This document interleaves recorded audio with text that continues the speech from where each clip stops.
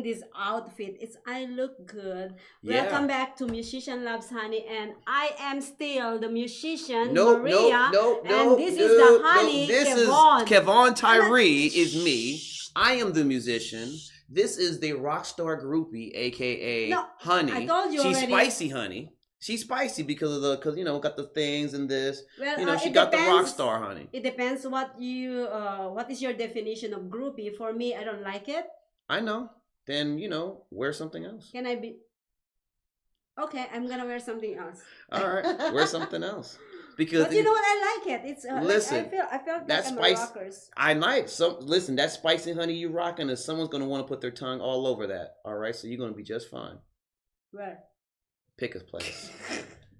Now, of anyways, course, we have our guest here. Yes, all right, Miss Diana Hamilton, yes. my sister from another parent. Right now, please say the internet radio station you're on again, please.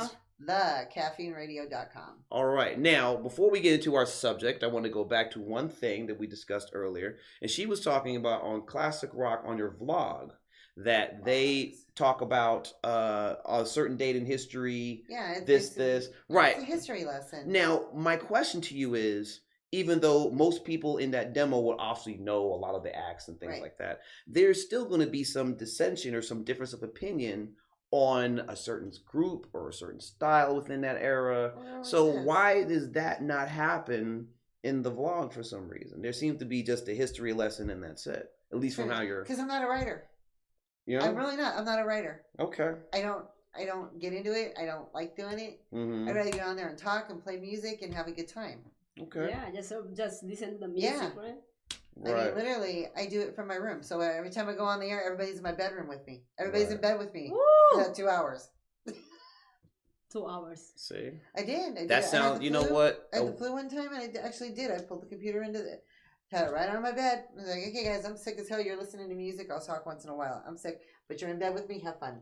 How long you been doing this? 8 years. 8 years.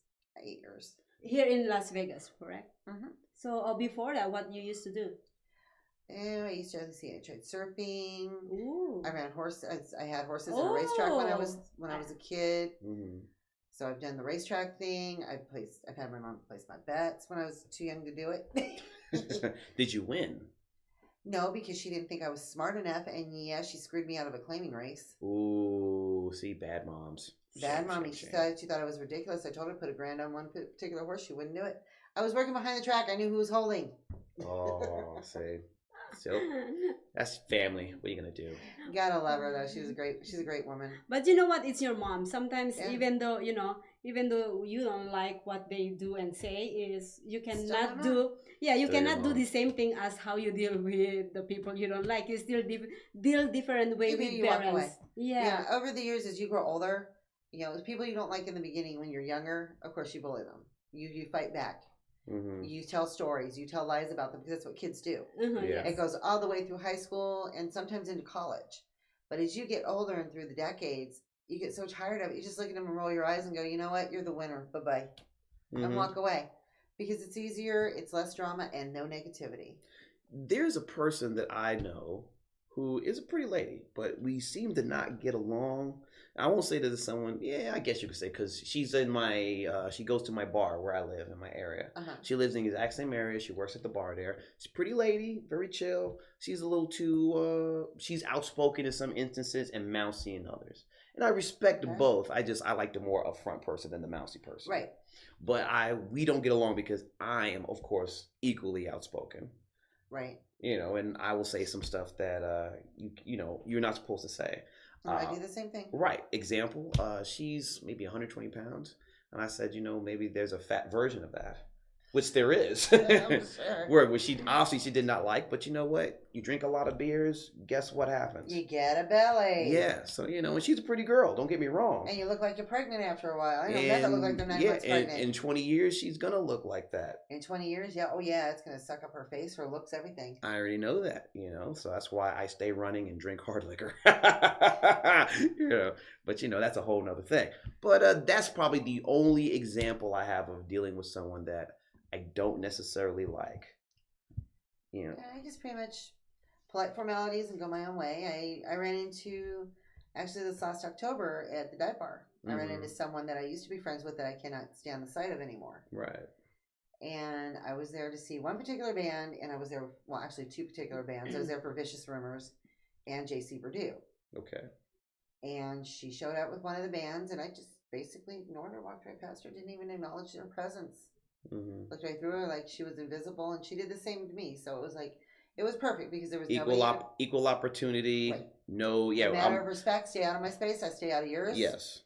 But if you do happen to slam into somebody you don't like, if crowd or something, at least be polite and just like, excuse me. They want to be a jerk. Let them be a jerk. Right.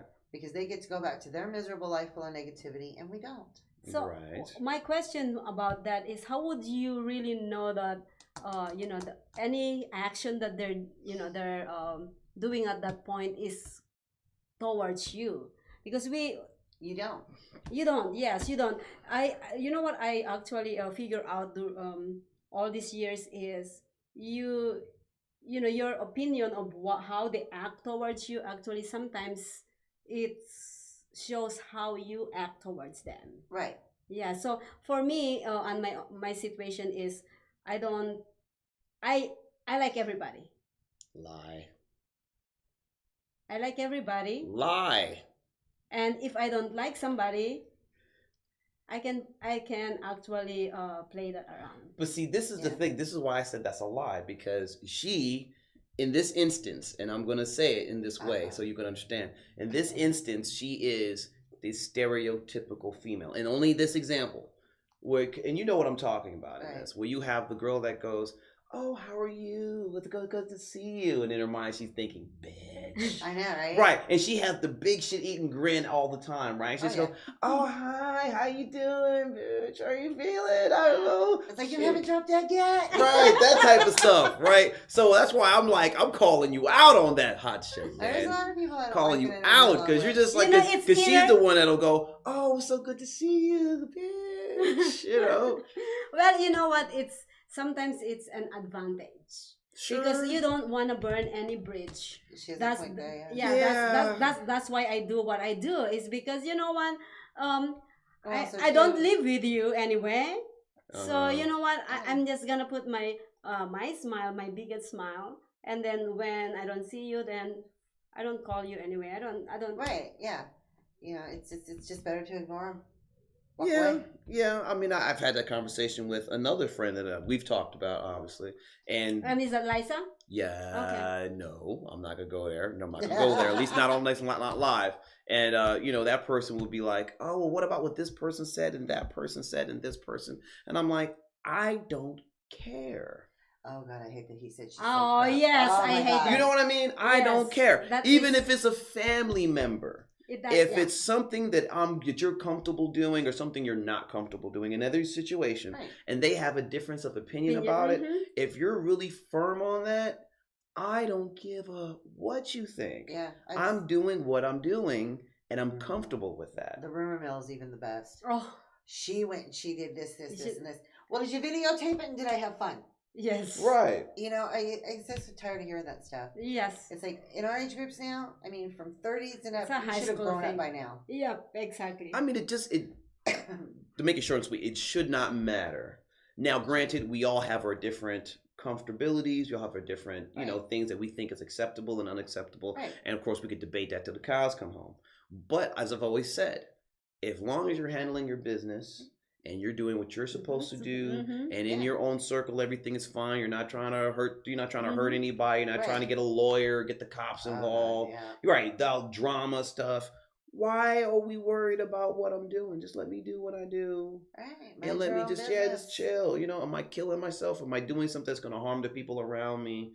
You know what I mean? No. Then what's the business here?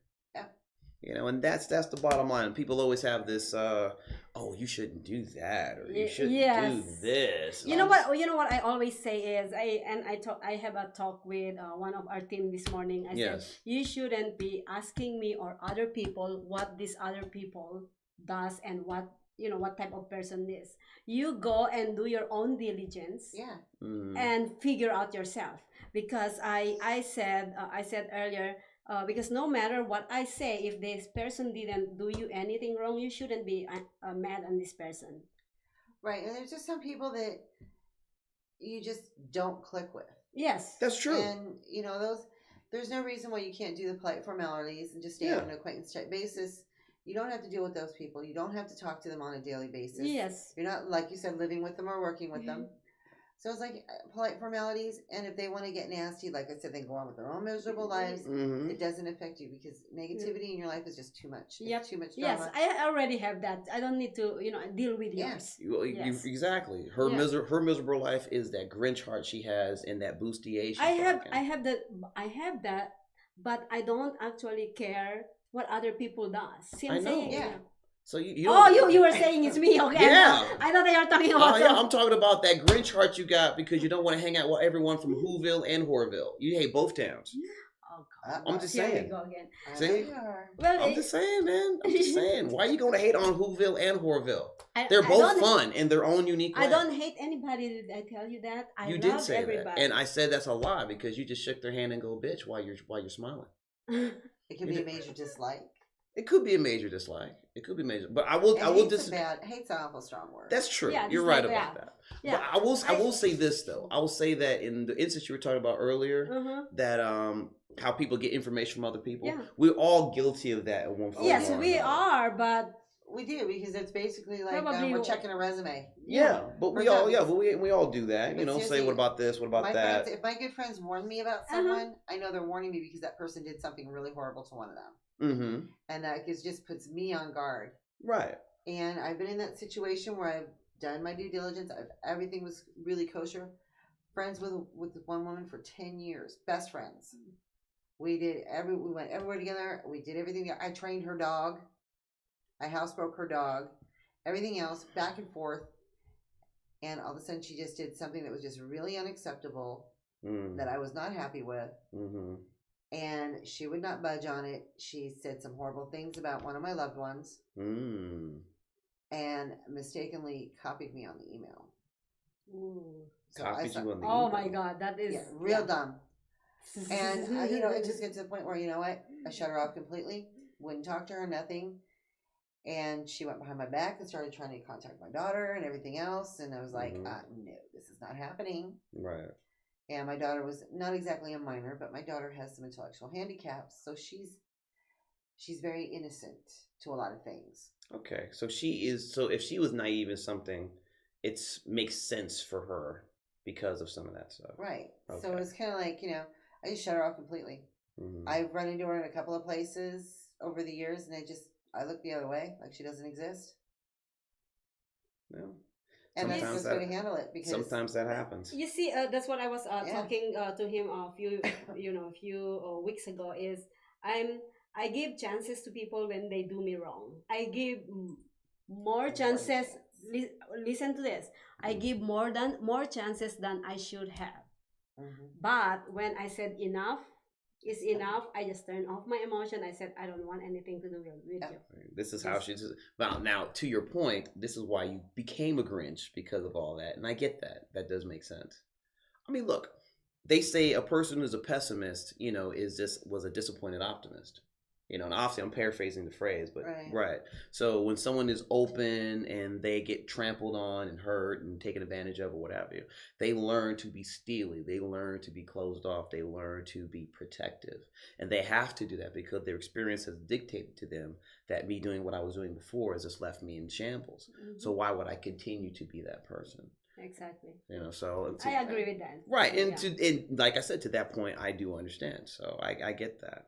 But I'm still fabulous. You are fabulous. You're just a fabulous Grinch groupie. I don't like the groupie. You can put on the two. All right. Well, now this is what I'm saying. This is to go. I want to say this. You can't say you don't like it and then say you have no problem going up and down Tropicana. You can't say that. Because you do realize, and everyone out here who lives in Las Vegas does know this, Tropicana is one of the breeding grounds for the working girl, a.k.a. prostitute. So you're basically saying I have no problem hanging out with them because you look the part. But anyways, let's go back to our topic here. You just cut that off real quick. Well, I'm just saying, man. Let's be real with this. See, she So- don't like that I'm right, y'all. That's what it is. Now, don't get upset. Okay, You now taste it I just lost regardless. my next question. Well, get to it then. No, you go get to it. All right, I can't do that on camera with all this. That's not gonna work. The question is not for Oh, me. okay. I'm sorry. It's for Diana. Oh, see, it caught me off guard. Guard. Whatever. All right, whatever. All right. Anyway, why do you love doing what you do? I come from a long line of musicians. My grandfather was a music teacher back east. Mm-hmm. Oh. He played with people like Louis Prima. He played with some of the big bands. He was a studio musician and a teacher during the days of Prohibition. Mm-hmm. He got offered to play a lot of speakeasies, and he wouldn't do those. He was a very, very strong family man. Mm-hmm. And some of that talent trickled down to my siblings. I've got my two sisters. One plays the banjo, the piano, and she can play guitar. The other one plays piano, the flute. Mm. My brother, who's no longer with us, he passed 3 years ago this Christmas. I'm so sorry to hear He that. will he played by ear. Okay. Anything he heard, you could play him something, and he'd pick up any instrument and he'd play it right back to you. Did you ever sing? No, we messed around with karaoke and stuff when we were like totally intoxicated. That's not the same. Yeah, it's not the same. That's not the Do same. you sing? No, I'm the musician, so. I know I sing. You, on the other hand, Stop. you know, Okay, I'm go just ahead. saying. But I have more love of music. I was more putting things together when my brother got his first band. Mm-hmm. They were so awful. You got to picture this: 3 guys in their late teens, early 20s. He drained the water in his waterbed. The drum set sat in the frame of the waterbed. Okay. They had amplifiers all over his little room, which is about the size of this. And they started off, and the bass player's sister and I were sitting out in the family room, and we're looking at each other. It's like, oh my God, they're horrible. So we actually called our first band Morning Sickness. Wow. Yeah, funny. Christy, you remember that? I know, because I'm going to send this to my girl, Christy, up the Oh voice. my goodness. That is funny. We Morning called them Sickness. Morning Sickness. But as they went on, they got really good, and my brother went on to play with several bands. He opened up for people like George Strait, Pam Tillis, John Anderson, and so he had a really good. You know, he went with it. He eventually learned how to read and write music, and so he went on, and then he into construction and auto mechanics. He never made a career out of the music, and then eventually his hands and everything with the gout and calcium deposits all over his hands and several other medical issues. He just couldn't pick up his guitar and play anymore. That's too bad. Oh, yeah, that's sad. That's very painful. Especially when your passion is Very frustrating. music. Yeah. The second it was Thanksgiving night, and one of my friends played a song on the guitar, and he took it right from her and played it right back. First time he ever picked one up, he was about 12 or 13. And that was it. He had my grandfather send him all the stuff for drums and that he needed to learn and everything else, and he just started plugging away at music. Wow. That's very cool. And I'm just the organizer. Well, do you have a thing, since you kind of have a lot of music that you play on your show, and also you had a lot of people that want to put their original music and get their shine and stuff like that, what is your take on the original music scene here, as far as artists here in Vegas that I want to get their music out, versus the cover situation that obviously is really prevalent in this town? Oh yeah, the cover situation's big. Yes. Smashing Alice is one of the best cover bands we have in Vegas for rock and roll. Their frontman Dallas Williams is amazing. Paul Cunningham and the rest of the guys are really good. They just recently picked up Ruz Rocks, and Dirty Paradise is now putting their set. They came back together from years ago. So poor Dallas, he's doing 3 bands right now. Yeah, he's doing 2 covers and Dirty Paradise. Wow, I'm informed myself now. Yeah, so you know how it is. Yeah, I do. And then having a man job, to help cover it all. Right. As he calls it, it's a man job. So it's a man job. It's a man job. But they are one of the best cover bands because they do a variety. They don't do just one group. But the best of the groups when it comes to a cover band that strictly sticks with one band would be Sin City Kiss. Okay. They do the makeup. They bring you back to the 70s, to the original. They just don't destroy the equipment. Well, I don't think they'll do that. No, but they are one of the few bands that has been endorsed by Kiss completely. And Gene Simmons actually endorses his impersonator, who is Luis Reyes, who lives here. Right. Wonderful guy, wonderful family. And he does, when you see him on stage, he sounds just like Gene Simmons. Wow. He's phenomenal. Okay. So the cover band is kind of cool. And some of these bands make some really good money. Yeah. Yes, they do. Yes, they do. They make I'm real good money. familiar with a few of them. My thing is, and this is a genre issue, not exactly the cover original issue, because obviously, because I do originals as well, and I know how tough that is, especially in this town that's full of cover. Exactly. They just want the hits. My thing on this thing is, because I'm an R&B guy, and I love rock music. I mean, that'd be my thing, but I like it. A lot of the bands I love and respect and all that good stuff. But it just seems to be more of a rock place than an R&B place from my point of view. Well, it is. And that's for me that's frustrating. Because rock is better than R&B. No, that's not true at all. That's not true at all. Now, granted, the outfit does help your case, but no, that's not true. Every genre has their greats, and they do, and from every era. Right. I mean, I never really got into the blues when I was a kid. Right. I was strictly rock and country growing up. My first time really experiencing the blues was when I walked into the Sand Dollar to pick up a friend who was drunk one night. Ooh. And Charlie Tuna was playing. Okay. Have you met Charlie? I don't think so, I have. He's a phenomenal man. He was picked up several years ago by B.B. King and played with him until B.B. passed. But I actually took my friends home and went back. Mm-hmm. And I stayed until the music stopped, and it was phenomenal. Okay. And I sat down and talked with Charlie many times, and he would tell me who to listen to. He would recommend other artists that were in the genre. And I think I've got everything by B.B. King. I got everything by Muddy Waters. Yeah. Etta James, Nina Simone, all of them. You ever heard of Guitar Watson? Listen to him, blues player.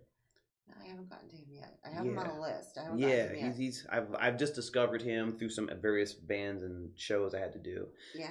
Fun guy, fun music, and Gold Top Bob. He's an older guy who performs in town. Oh wow, I have to check them out. He is amazing. Because now the Sand Dollar is really not just a blues genre anymore. No, it's not. Do everything. No, it's not. It's not the same. It's not. I mean, guy, you remember back in the '90s, you couldn't get in the place if you got there past 9 o'clock. Mm-hmm. You had to park on the other side of the complex by the 15. Mm. It was jam packed. Yeah, but the Sand Dollar's been around forever. It's been, it's just a staple as far as local Vegas is concerned. Yeah, but it's basically everything else everywhere you go. I mean, it's more of a rock genre. And that's just like for me because my roots are R&B in like 70s, 80s, 90s R&B, and obviously hip hop in that era to an extent. Jerry's Nugget used to do a lot of R&B. Yeah, the Treasure Island did. They did a summer thing. Flamingo did when it was a Flamingo announced the Westgate. They did stuff over at the pool sometimes. I think George Wallace used to perform on that, right? Yeah, he's there. Of course, he's there now, but he used to do that it's in some years ago. It's in the Paradise. Right. He used to that's right. He was over there, and they used to do a pool thing, and there would be R&B acts that played there. They still have it over at the Downtown Grand when their pool is open in the summer. Right. But it's just very, very particular. It's very skimpy on it's very skimpy from my genre particularly. It is, and it's sad. Which is because R&B makes it is tough. Wonderful. Oh yeah, because this makes it all tough. Of that is wonderful music. But that's my other thing because granted, the Motown era of the '60s is an amazing era. It was. However, fantastic. A lot of them really don't go past the major hits that everyone loves and past 1990. They don't. They'll still go the 70s. They'll pick a little bit in the 80s. They'll pick a little bit of the 90s and today, and they won't really do much else. And I'm like, there is a plethora of stuff. There's so much that people just will not or afraid to do. I've said I like to do a song, Children's Story from Slick Rick, and one of the songs I do. Mm-hmm. And that song came out in 1985. Can you sing it? Well, it's a rap song, so you don't necessarily sing it. Oh. But it's why don't you rap it? But anyways. Well, I mean, you look like you're ready to be unwrapped, honey. So I don't know what you're talking about. You will be the perfect Christmas gift for somebody. You will be holiday spam. No, thank you. See? No, thank you. Anyways, yes. Anyways. You see how she is? I know, you're such a Grinch. I'm not a Grinch. You're a mean one, Mr. Grinch. Sing it. You're such a dirty soul. Well, we're gonna be actually. You gotta give up that nookie to someone who deserves it, Mrs. Grinch. I miss. Yeah. You ever thought about hooking up with Opportunity Village to do maybe the seasonal opening? You know night? what? They do that every year. Yes, and I have forgotten all I was about there for that. opening night. I have forgotten all about My that. daughter volunteers there every year, 7 nights a week. I have a. You know what? We have time to do this. We have time, or we're gonna take a break. We're gonna take a break. All right. Yes, so, because we actually went over our time. all right. So I'll tell you in between the break. But yes, we're gonna take a break, pay some bills. This is Musician Loves Honey right here in Social Media Shows. Thank you. We'll be right back. Hi, this is Maria. And this is Joe. And this is Wawa. Welcome to Social Media Shows. Hey, this is the best show in the house for now. I'm fortunate to be between two lovely ladies at the moment. And we have a new show that's about shows. Social media shows. That's it. One extraordinary family with different kinds of genre, different kinds of people, extraordinary stories, unlimited, liberating, raw, and unfiltered. That's very true. We have a lot of talent I did not realize we even had. We have good people on the show. Yes, and it's It's getting better and better all the time. It's a group of family of broadcasters around the country. That's true. We're getting more and more people showing interest in what we do, and they're jumping in and bringing their talents with them and their crews, and we're having a great time. And we're not just reaching the USA, we're reaching all over the world. Yes, 161 with over 500,000 viewers. That's a lot of viewers, so we're glad you're one of them. And we're talking about